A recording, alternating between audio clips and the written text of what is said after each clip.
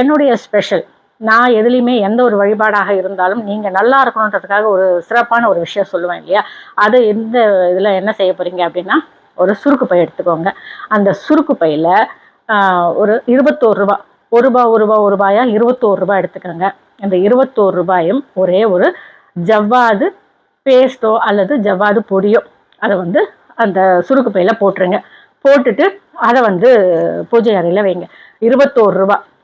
21 ரூபாய் எண்ணிக்கையில், அதாவது ரூ. 21 காயின்ஸாக இருக்கணும். சரிங்களா? அதை போட்டுட்டு ஜவ்வாது பொடியோ பேஸ்ட்டோ அந்த ஒரு பாக்ஸை போட்டுருங்க. போட்டுட்டு அதை அந்த மங்கள பொருள் தட்டோட வச்சுக்கோங்க. வச்சுட்டு தீப ஆராதனை அப்படின்றத பண்ண போகிறீங்க.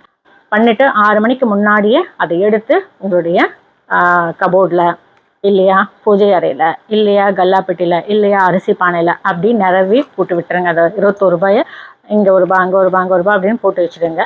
அது வந்து எப்படி காவிரி தாய் பெருக்கெடுத்து ஓடி வந்தாலோ அதே மாதிரி நம்ம செய்யக்கூடிய விஷயங்கள் பெருக்கெடுக்கும் அப்படின்றது தான். பெருகும், பல மடங்கு பெருகும் அப்படின்றது தான்.